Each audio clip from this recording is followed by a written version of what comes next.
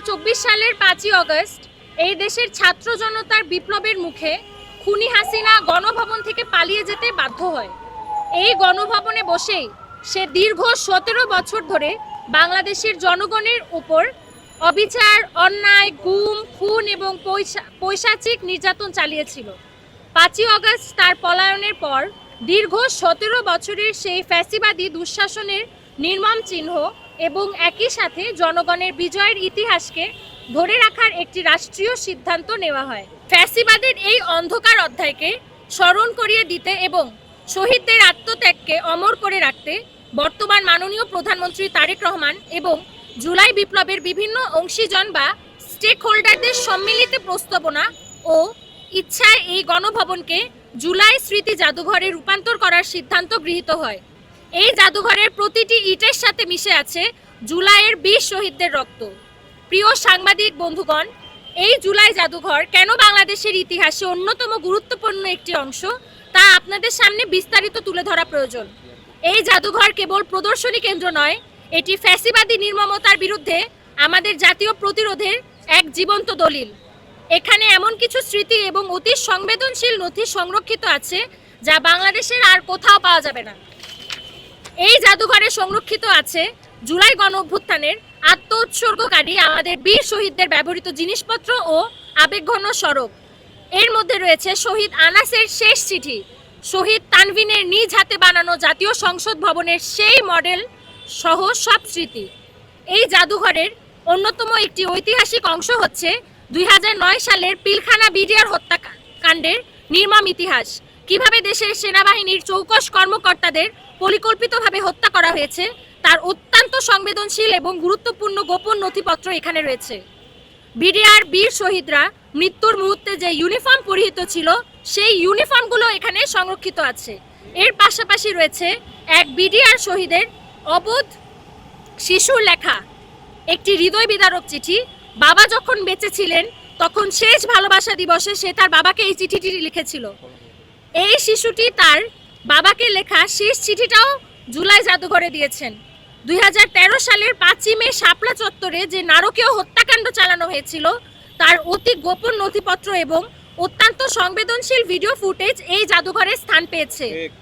পরবর্তীতে খুনি হাসিনা সরকার এই গণহত্যার ধামাচাপা দিতে এবং গণমাধ্যম ও বিশ্ববাসীর চোখে ফাঁকি দিতে যে নির্লজ্জ নাটক সাজিয়েছিল তার সমস্ত অকাট্য দলিল এখানে সংরক্ষিত।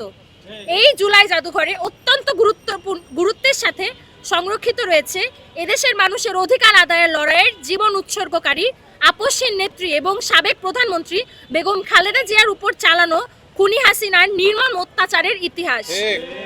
খুনি হাসিনা দীর্ঘ 17 বছর ধরে বিরোধী রাজনৈতিক মতাদর্শ, বিশেষ করে বর্তমান সরকারি দল বিএনপির উপর যে নজিরবিহীন ও অমানবিক নির্যাতন চালিয়েছে তার সমস্ত প্রশাসনিক ও গোপন নথিপত্র এবং ডকুমেন্টেশন এই জুলাই জাদুঘরে সংরক্ষিত রয়েছে। বর্তমান মাননীয় প্রধানমন্ত্রী তারেক রহমানের উপর খুনি হাসিনা ও তার গোয়েন্দা সংস্থাগুলো কিভাবে সার্বক্ষণিক অবৈধ নজরদারি চালাতো তার দলিল এখানে রয়েছে।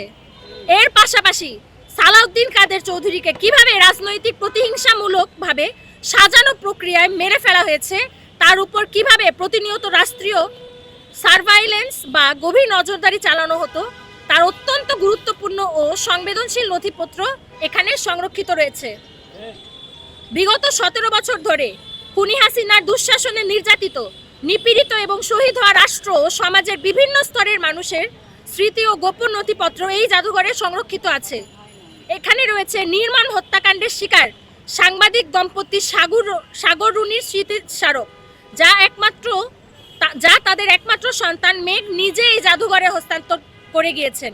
এখানে আরও স্থান পেয়েছে শহীদ আবরার ফাহাদ এবং ঘুমের শিকার ইলিয়াস আলী সহ সকল মুক্তিকামী মানুষের অমূল্য স্মৃতি ও নথিপত্র।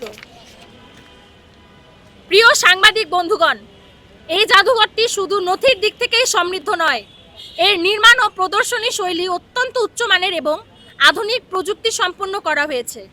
অতি সম্প্রতি মাননীয় প্রধানমন্ত্রী চীন সফরের সময় সে দেশের জাদুঘরগুলোতে যে বিশ্বমানের অত্যাধুনিক প্রযুক্তি প্রত্যক্ষ করেছেন ঠিক সেই একই মডার্ন টেকনোলজি চীনের একটি বিশেষজ্ঞ টিম সরাসরি বাংলাদেশে এসে এই জুলাই স্মৃতি জাদুঘরে স্থাপন করেছে।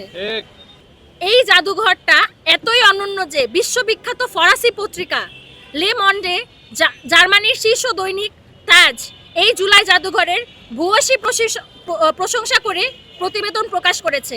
আমাদের সরকারের উচ্চ পর্যায়ের ব্যক্তিবর্গ সহ যারা এখানে গিয়েছেন প্রত্যেকে এক বাক্যে স্বীকার করেছেন যে এটি একটি আন্তর্জাতিক ও অনন্য স্তরের আয়োজন। আমরা অত্যন্ত দৃঢ়ভাবে বিশ্বাস করি এবং জানি যে বর্তমান মাননীয় প্রধানমন্ত্রী তারেক রহমান এই জুলাইয়ের চেতনাকে নিজের হৃদয়ে ধারণ করেন। তিনি যদি এই জুলাই জাদুঘর নিজে দেখেন, তিনি অবশ্যই চাইবেন যে জুলাইয়ের এই অনন্য গৌরবময় ইতিহাস এবং স্বৈরাচারের নৃশংসতার প্রমাণ শত বছর ধরে টিকে থাকুক, কারণ আমরা বিশ্বাস করি এটি বাংলাদেশের ইতিহাসে অন্যতম শক্তিশালী এবং অকাট্য একটি দলিল। তাই মাননীয় প্রধানমন্ত্রীর কাছে আমাদের বিনীত অনুরোধ, আপনি আমলাতান্ত্রিক জটিলতার দেয়াল ভেঙে সরাসরি আপনার শক্তিশালী হস্তক্ষেপের মাধ্যমে এই জুলাই জাদুঘর অতি দ্রুত চালুর ব্যবস্থা করুন এবং এটি শুধু নামকাওয়াস্তে চালু করা যাতে না হয়, এটি যাতে কার্যত পুরোপুরি কার্যকর হয় এবং ভেতরের কোনো ষড়যন্ত্র যাতে একে স্থবির করতে না পারে এবং সেই ব্যাপারে আপনি সরাসরি দিক নির্দেশনা ও চূড়ান্ত সিদ্ধান্ত প্রদান করুন। আপনার হস্তক্ষেপই হতে পারে এই জাতীয় আমানতকে রক্ষা করতে। উপস্থিত সাংবাদিক ভাই ও বোনেরা, আমরা আজ আপনাদের সামনে আরও একটি অত্যন্ত উদ্বেগজনক ও মারাত্মক তথ্য তুলে ধরতে চাই। এই জুলাই জাদুঘরে বর্তমানে পড়ে রয়েছে প্রায় কোটি কোটি টাকা মূল্যের অত্যন্ত সংবেদনশীল ও হাই টেকনোলজির মূল্যবান জিনিসপত্র। অত্যন্ত দুঃখের ও ক্ষোভের বিষয় হইল সংস্কৃতি মন্ত্রণালয় এবং সংস্কৃতি সচিব কানিজ মাওলার চরম ও বৈরী অবহেলায় এই কোটি কোটি টাকার রাষ্ট্রীয় সম্পদ এবং হাইটেক প্রযুক্তির কোনো প্রকার রক্ষণাবেক্ষণ বা মেইনটেনেন্স করা হচ্ছে না।